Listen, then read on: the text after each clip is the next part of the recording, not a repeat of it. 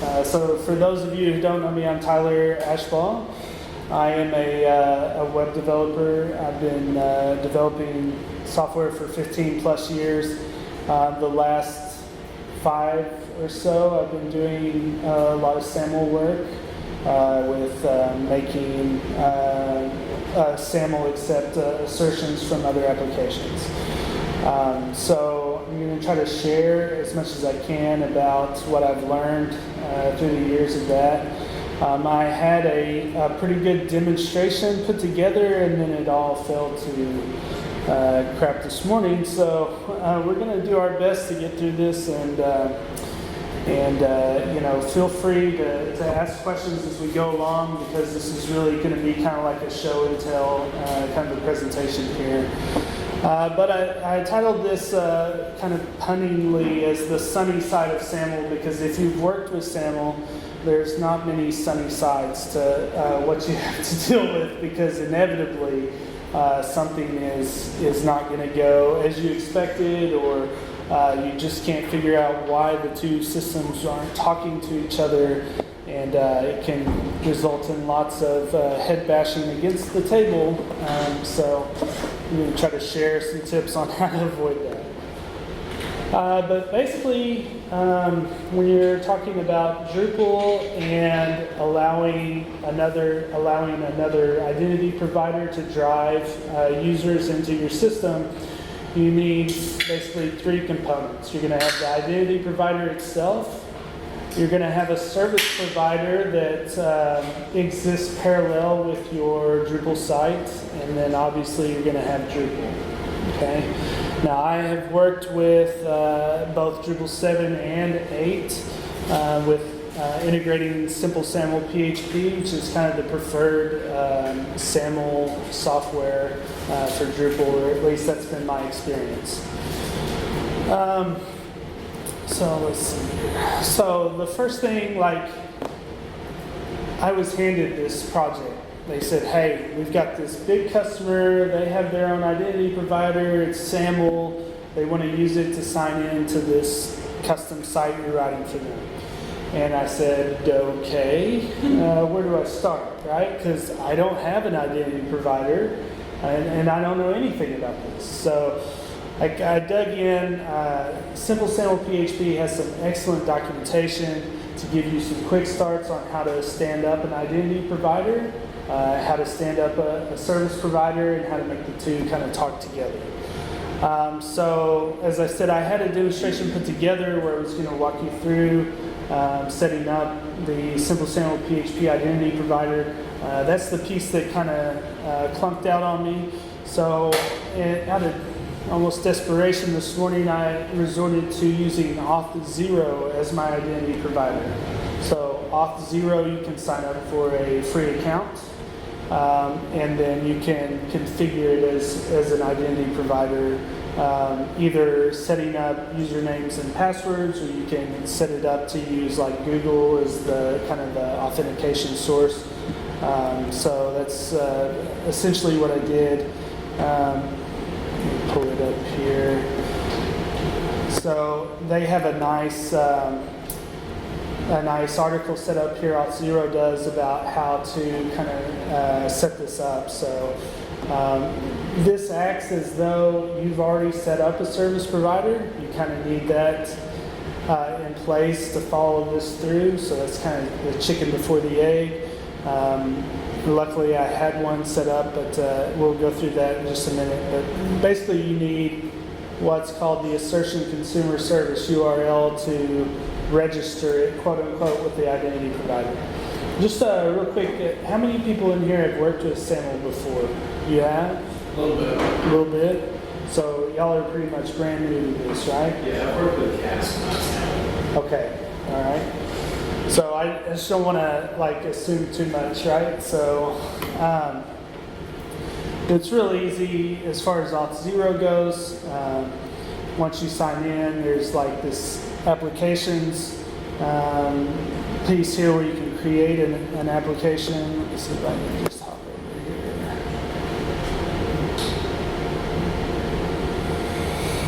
Right. So create an application, you name it whatever you want. There's these types of applications you can set up here. Since I did this quickly, I didn't really investigate what any of these really mean, but I just figured a regular web application would suffice for what I needed, so I chose that. Then once you have that set up, you can download the certificate, which I ended up not needing because the certificate data will be in the metadata that you register the IDP with in your service provider. So we'll go over that here in just a few minutes.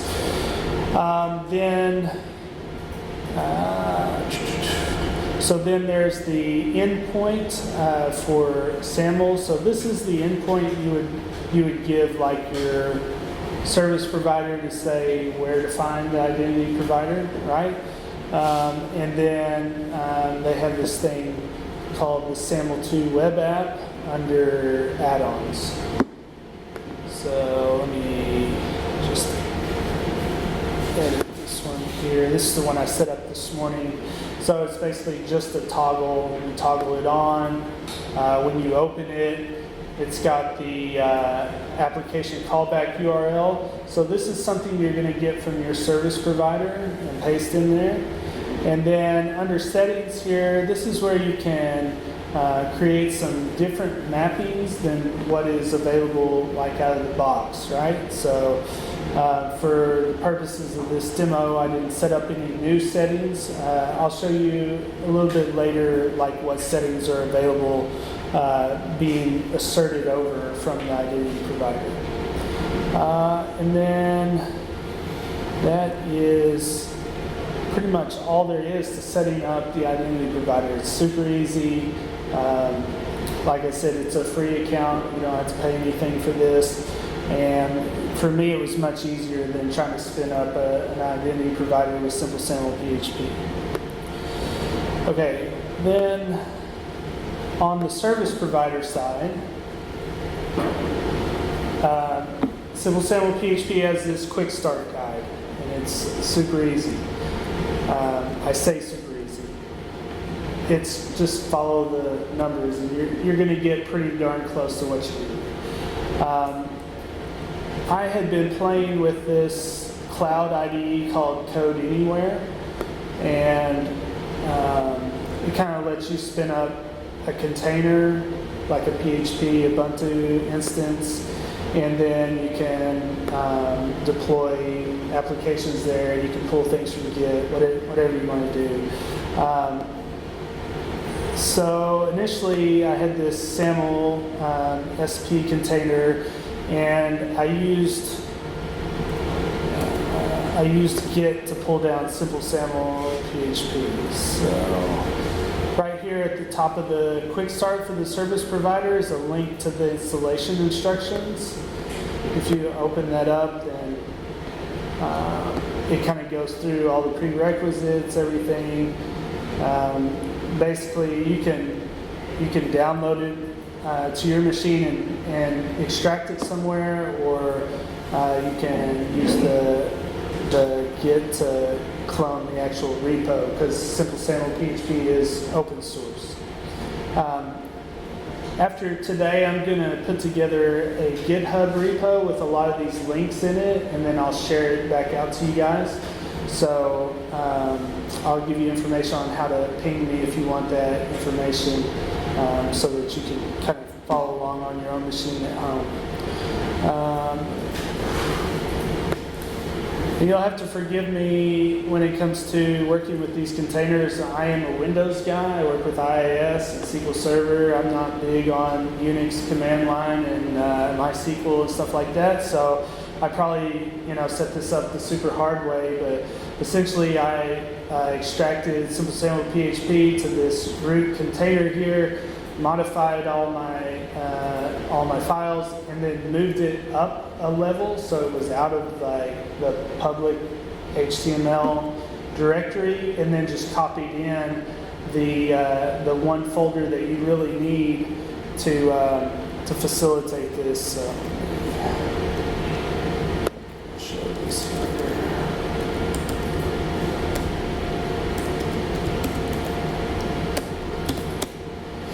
So when you extract simplesamlphp, there's a folder called www. That is the folder that contains the web app for your service provider. So you want to be sure that that one is in the root of your web server, whatever that may be. There was one piece I had to modify here to get it to find the rest of the simplesaml directory. So you just, this underscore include.php file at the top has a require once statement. You just have to make sure that you tell it where to find the lib folder. So the lib folder is not in the www folder. It's up in above the web server root.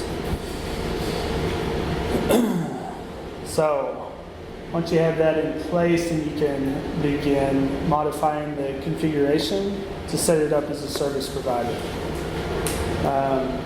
The first thing it tells you to do is modify the auth sources.php to set it up as a default service provider. This bit of code right here is already in the config.php. You don't have to make any changes to it at all. Then it shows you like how to register other service providers, which we're not interested in. The next key is enabling a certificate for your service provider. Now, when you enable the certificate, it's going to sign, log in, and log out requests. You can also configure simplesaml to encrypt the metadata so that not anybody can just come look at your metadata. But for this, I just set it up just to encrypt the login and log out. This line here works pretty flawlessly for me. You want to make note of what the cert and the PIM names are. I changed mine to be something a little that made a little more sense to me. The key here is to make sure that you run this bit of code in the cert directory. So when we go back to our www folder, it's not there, it's up above that in the root. You have the cert directory. So you want to cd into that and then run the OpenSSL command. Once you have that set, then you'll go back to the auth sources file and you'll set the name of your cert and PIM in the appropriate places there. These two keys weren't already in here, so I added them. Just make sure they're formatted with commas at the end, and you should be good. Since it already knows what the cert path is, you just have to put the name. You don't have to put the directory. The next thing you do is add the IDP to the SP. So this is where we'll take some information from Auth0 and get it in there.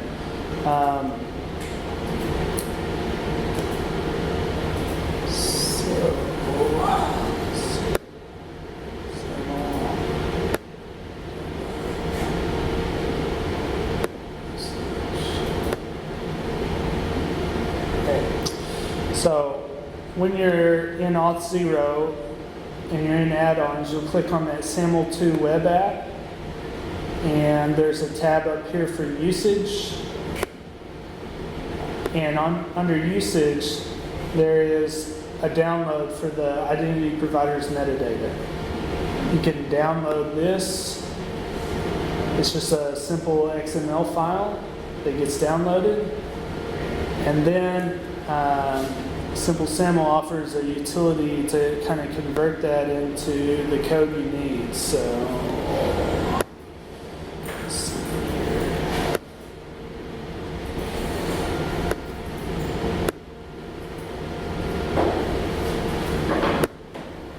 So under the Federation tab of simplesamlphp, this is my service provider that's running now. There is a link here for XML to simplesamlphp metadata converter. That's the one. That's the tool you want.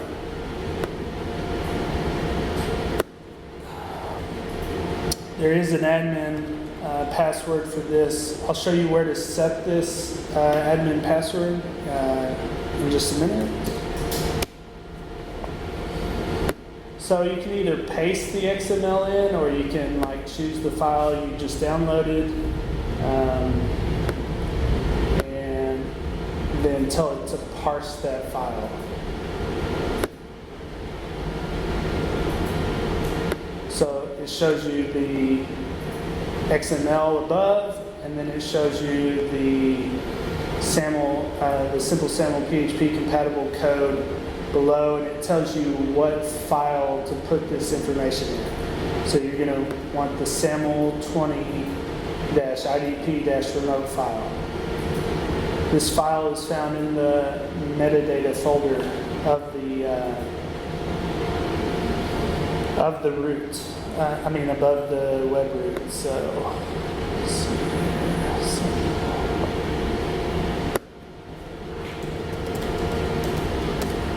So in this metadata folder, there's several of these files, and you're going to want the SAML20 IDP remote PHP file. And there's like nothing in this file, and you just paste in the code that you retrieved from that tool that we just used. So, yeah, so this code here, you just highlight it all, copy it, and then paste it into this file right here and save it. And basically that puts in like the identity provider's ID, and then all this information that tells simple SAML PHP how to interact with the identity provider.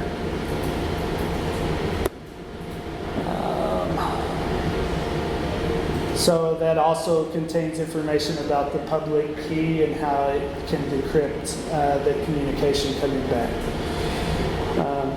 Then you're gonna, if you were using simple SAML PHP, you would go back and set up the next thing you want to do is set up the default IDP with your service provider. If you don't set this up, it's okay, but when you go to sign in with the service provider, it's going to prompt you with a drop-down box for you to select the identity provider you want to authenticate against. So you can have multiple ones, but you would just select it from the drop-down. Otherwise, if you actually go in and specify it here in the auth source file, then it will be more seamless. Like it won't show you, it won't prompt you for that. So like,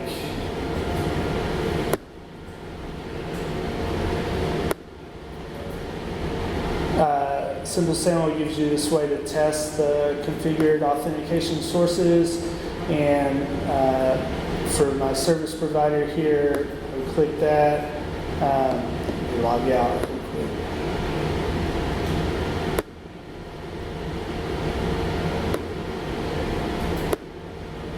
Yeah. Okay, so this is the drop down that I was talking about. So right here you see the one IDP I have registered. If I had multiple registered, they show up here. But you can select that. And basically at this point, you're talking with the identity provider, so that communication is happening, those handshakes are happening. I can just log in here. That's a little ahead of things there. So, how do you add two-factor to this? Yeah, I haven't done much with two-factor yet, but yeah, that's definitely something to explore. But I mean, at that point, you pretty much have a working single sign-on going between the service provider and the identity provider. So then the next piece is to just add Drupal into the mix, right? So there's a community module out there called simplesamlphp_auth module. And this is the one you just added in there, and then it's got some configurations that you can make.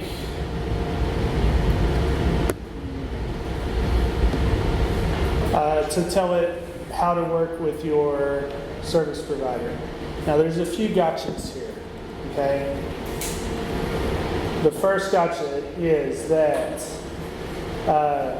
This activate button checkbox here is not checked by default when you first set it up. Don't check this until you're sure all your configurations are straight, because you can lock yourself out of your Drupal site. That's handy. Yeah, that's real handy. Yeah. So that's the gotcha there. The next one is that your service provider has to exist locally to your Drupal site. So you need to be able to provide a path from Drupal to where simplesamlphp's service provider is installed. You can't host that on a separate server. It's got to be, well, I guess you could, but you have to have some kind of file path. And from my experience, network pathing over is not working very well. So I was going to say, would SSHFS work? I'm not sure. I haven't tried. Yeah. Okay. Yeah, just when you mentioned that, I know it's like for backups and such, sometimes they do that. Right. Yeah. It could. Again, it's not like your friend's server wants to like federate with you. Right. Yeah. Exactly.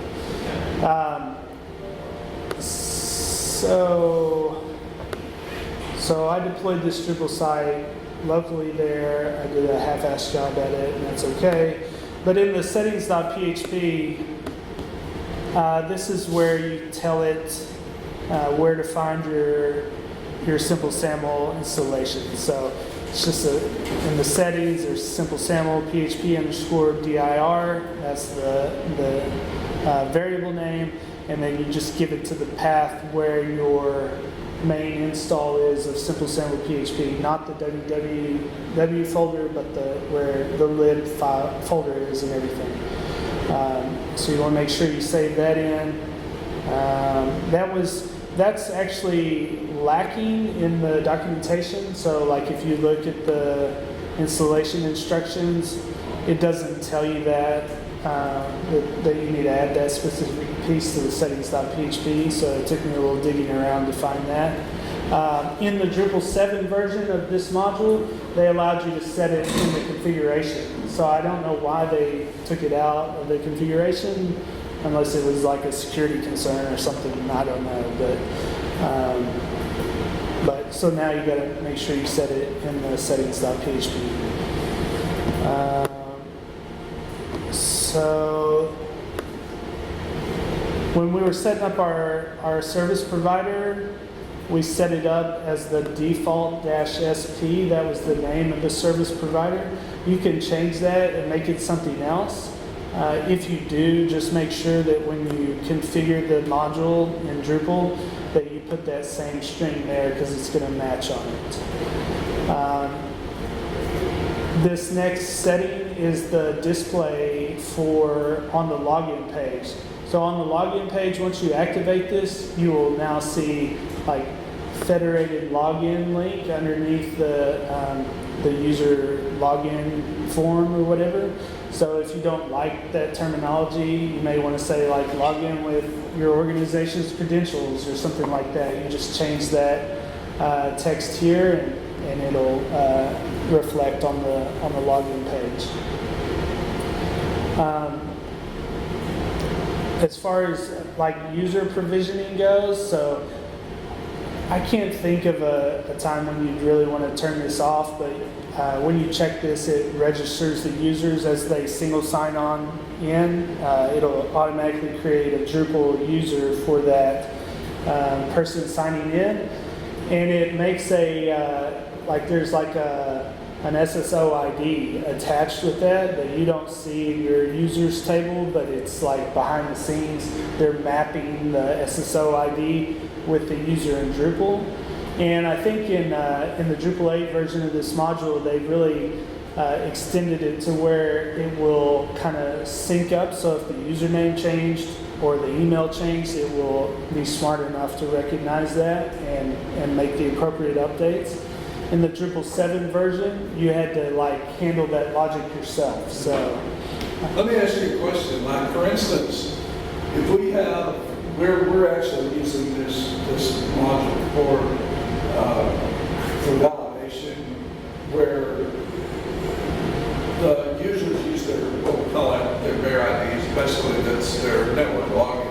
Right. And it verifies against AD and it comes in. If we create that user on the Drupal side, can they then circumvent the single sign-on process by coming in straight to the Drupal instance and logging in? So there's a setting for that under user info and syncing. Under local authentication. So you can allow authentication with local Drupal accounts, or you can uncheck that. And then, like, let's say you have admins that you absolutely want to be able to log in locally. Then you can select their role down here and say these people are allowed to log in locally, but no other role is, right? Okay. And then you can even get more finite like that. You only want this user ID to log in locally, and you can specify that in that text box there. It's a comma delimited list. Okay. The reason we do that is because we have so many different third-party systems that we're using this single sign-on for. Right. And if somebody leaves or somebody gets their pants slapped, or somebody, whatever, they won't be able to just turn it off at one location. Yeah. That should still propagate and work here just fine. Okay.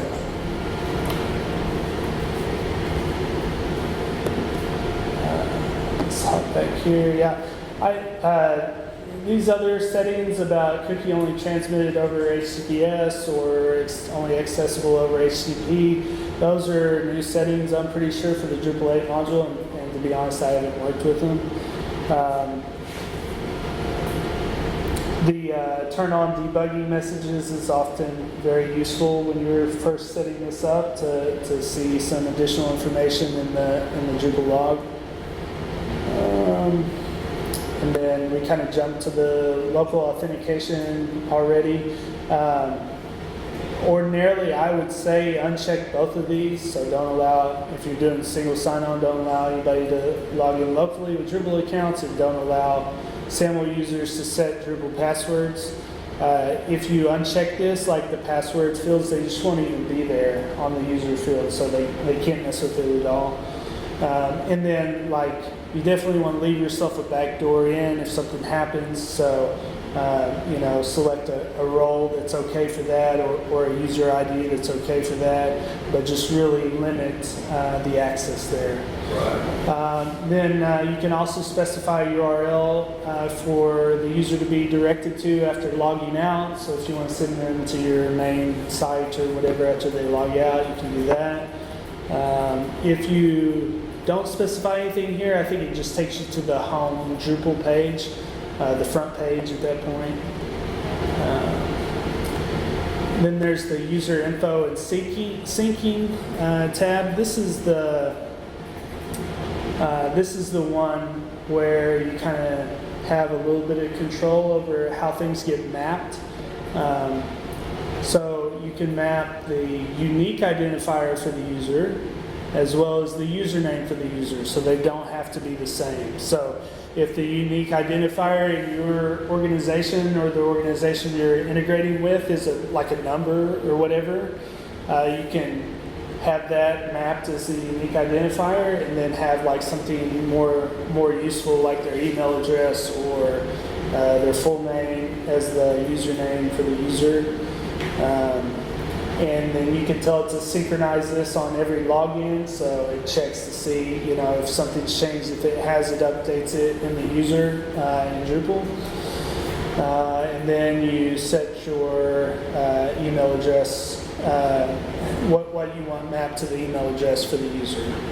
So that username, what does it use to synchronize on? Is it that behind the scenes sample ID? Yeah, well, it's actually has to do with what is asserted from the identity provider.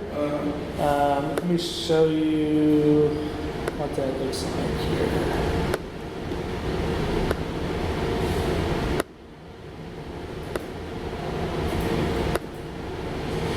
So these are the attributes that Auth0 asserted over to us. So these schemas kind of show you the values that are sent over. So if you want, like, let's say I want my email address to be my username in Drupal, then I would use this entire URL here and put that in the field right here instead of this edu person principal name. Well, what does it use as a unique identifier? So what you could use that as well. Like if you wanted the email address to be a unique identifier, you can use that.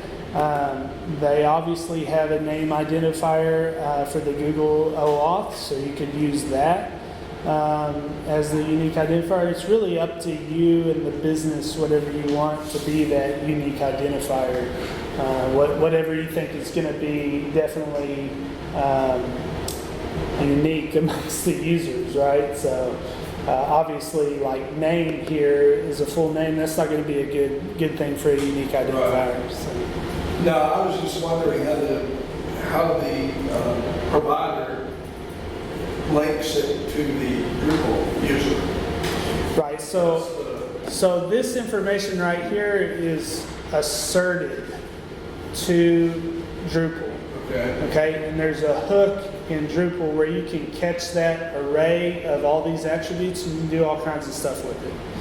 But with the way the simplesamlphp auth module is written, it does some of that processing for you up front to actually create the user and map these key pieces of information. So you just want to take that metadata that's coming over from the identity provider and go ahead and map it in this user info and syncing configuration screen here. Okay. So like if there's other stuff coming from the identity provider that you need to make other decisions on later after the user has been created, then you'll use this hook I'll show you here in a few minutes, and you can grab those attributes out of the array and do whatever you want with them. That will be a method work. So let's suppose I have a few people who would be creating an account. I need to assign different type of roles. Okay. So how can I achieve that? Yeah, so simplesamlphp underscore auth module has some logic for that as well. They have this automatic role population from the attributes. So it can be, the syntax is a little bit tricky, but it tries to give you some examples here. So you use like role underscore ID colon and the actual ID that you want to use, colon the attribute name, and then operation and value. I'm not sure. I usually don't provide those, so I usually just put the role ID, the attribute name equals this text, right? So the operation would be equals in this sense, and then the value would be whatever you're expecting to see in the attribute to signify this person goes to this role. So let's look at these attributes. So How can I vary these attributes? Like, where can you query them? Yeah. So let's suppose I have a Microsoft login, and how can I say to Microsoft to send these attributes so that I can parse it from other? right. So Chrome has an extension called SAML tracer, and when you add that to Chrome, it shows up under developer tools. You'll see a SAML tab. And this will like follow the handshake from service provider to identity provider, back to service provider, and to Drupal. And so you can actually see the attributes in those line items as the handshake occurs. So that's one way you can find it. Another way is if you have your service provider set up like this, you can see the attributes then. The difficult thing is, like, especially if you're working with another company and it's their data, right? They're not going to let you register your service provider from your local machine with their identity provider. They're not going to do it. So usually what I do is I ask the team that's responsible for that, send me like an example of your metadata that you assert over, so that I know what types of data I can expect to receive. And then one of the reasons I really wanted to show you how to set up an IDP with simplesamlphp, because they have what's called the example user auth, where you can like hard code in the metadata attributes that you want to be asserted, so you can make it mirror what you'll be expecting from the real identity provider. Like, let me see, I think I still have it up here, modules.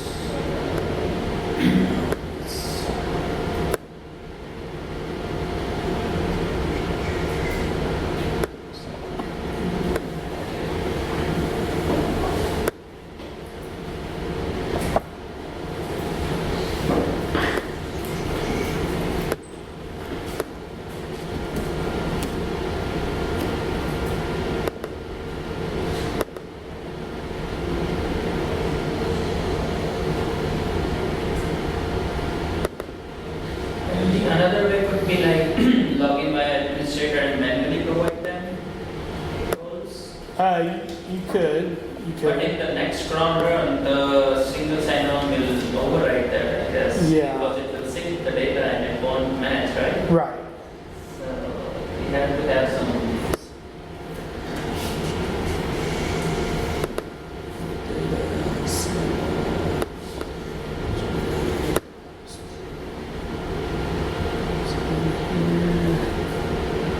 Oh, it's all sources.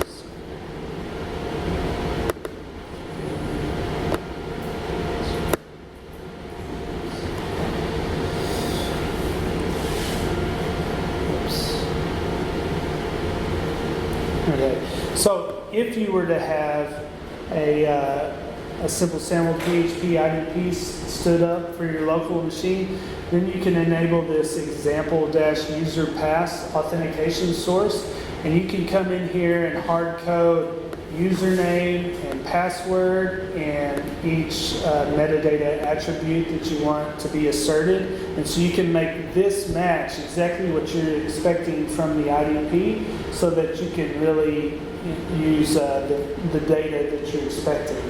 And that's been the best way I've found to kind of integrate with an identity provider that won't let me register my service provider. Hit and play. Yeah, exactly.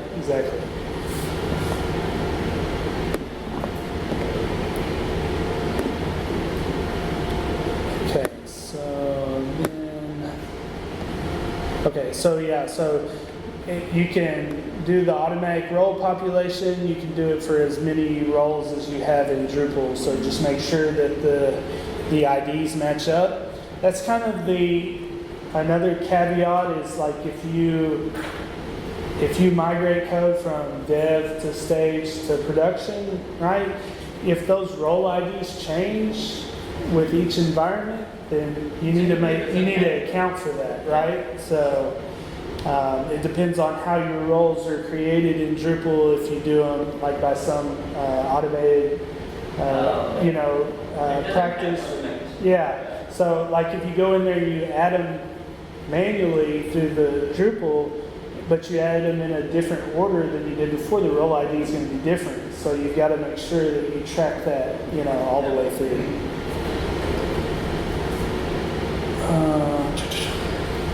A caveat I'll give you too: if you set up a simple SAML PHP IDP and service provider on the same machine, they have to have two completely different domain names. You can't even use subdomain names. That's not different enough. It's got to be two completely different domain names, or else it gets all kinds of confused or whatever. So there's that, and then there's the thing to remember about your service provider and Drupal.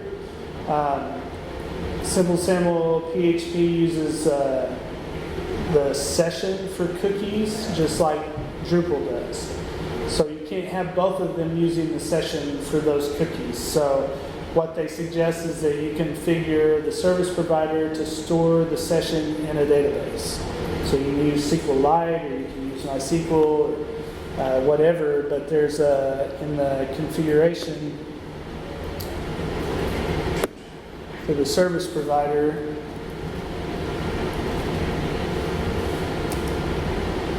there is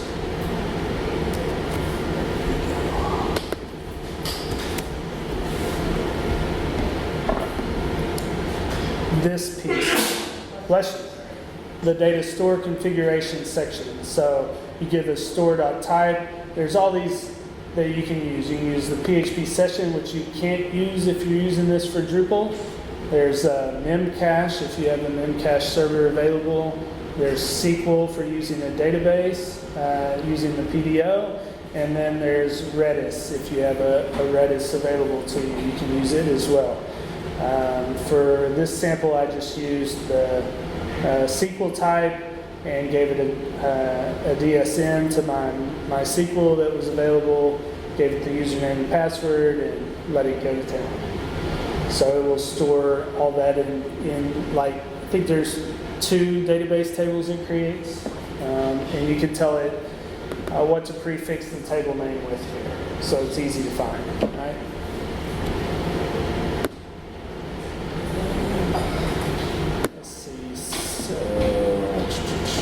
And then going back to the role population, you can tell it to reevaluate the roles every time. So this is good if you think you're going to have users that may move departments, or if you get somebody who loses their accreditation in one role and has to be moved to another, you want this checked, so it does that role check every time.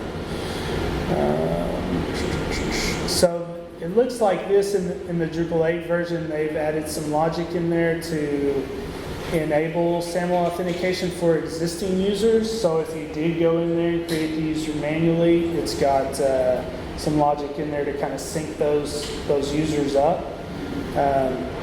Previously in Drupal 7, we had to do that kind of logic ourselves behind the scene in custom modules. So.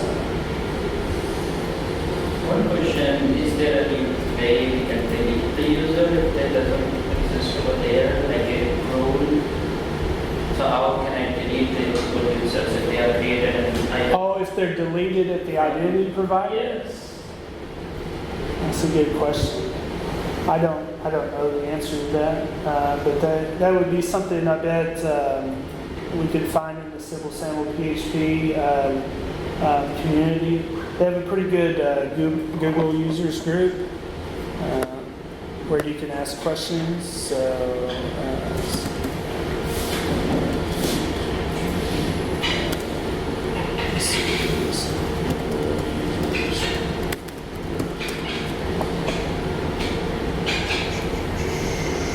another question would be, if I delete that user from Drupal, if that user has published some content, will that also be deleted? Or how will you tackle that? I think my understanding is that content will just now be authored by unknown or anonymous user. Not anonymous user, but I think unknown. But I haven't tested that. Primarily the use cases I've had with this that people that are SSOing in aren't actually creating content. So I just haven't run into that. But that would definitely be something easy to test out. Yeah, that is easy. Yeah. Where is that? I mean, sometimes if something is done by administrator and if you want deleting them in user, Right. then it might delete the data as well. Yeah. So, Yeah, I don't think it deletes the data, but I could be wrong on that.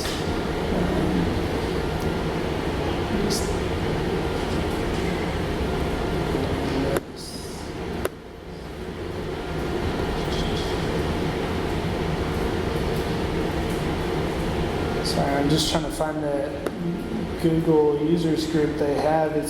I've gotten some answers on there before for things because the first time I implemented this, we did it with the SQL Server backend, and they didn't support SQL Server drivers, so I had to do some modifications to get it to support it.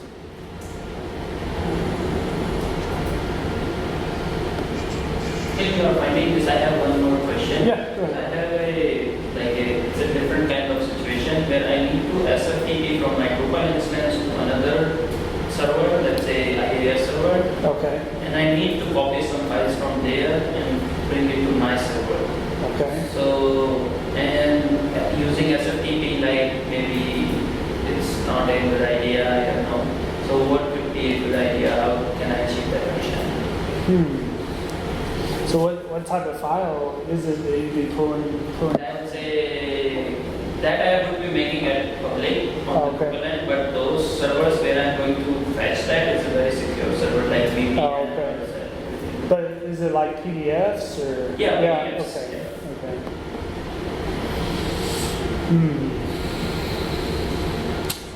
okay. Yeah, I mean, I would be tempted to write a web service that sits on that very secure server and then pull it like that. You can't do that. You can't do anything like You that. can just log in and subscribe if you want, but Yeah. That would be that is tricky. a SAP server basically. Yeah, We are actually touching the SAP servers and right. they are just putting those files for us in public folder. Okay. We cannot even Okay. write something in there. All right, it's read only, right? Yeah, kind of weird. Hmm. I was thinking if we can implement something similar as an identity provider and we can provide a channel, so maybe they can put in Yeah, my instance somewhere. maybe, yeah. I'm not sure about Maybe that a one. solution for that. Yeah, I'll have to think about that. I don't know. Yeah. So if you want to play around with simplesamlphp, it is open source. It is on GitHub. You can definitely grab that there and submit any changes that you have or whatever. They're pretty. I mean, I've found the community to be similar to Drupal in that they're open to receiving PRs, but it seems like most of the people that are going to respond on that are on the other side of the world, so you're going to get messages in the middle of the night or whatever. But, so have something as a backup plan if you're waiting on the community. But it's also another thing about simplesamlphp is it's a module-based application like Drupal, so you can actually go in there and write custom modules to do stuff. So if there's something you want it to do that it's not doing today and is probably not a good fit for other people, then create a module and make it happen. That's it. It is, but I mean, we did it. We did it to help support a customer that had some specific needs, and it was nice. The way you turn a module on once you create one is you just put a blank file in there named enable, no extension or anything, and it picks it up and it's ready to go. Okay, so I think we've about used up our time here for today. You guys have any other questions about SAML or? It's a lot to take in, especially if you haven't done it before. But the best thing I can tell you is just to play with it. I mean, try to set it up locally, try to play with it. The more you play with it, the more you're going to feel comfortable using it. And like I said, I will put this in a GitHub repo with all the links that we went over here today and some notes of mine, so you can take it home and benefit from that. Are you guys on the Slack for the camp, the Texas camp? Okay, yeah. I will post a link to the repo in the Texas Camp channel, so just look for that. Okay? Cool. Sound good? All right. Is that where you'll put the burnout? Yeah, I'll put that there too. Yep. Okay, great. All right. Well, thank you guys. I appreciate your time and bearing with my film demo there. Thank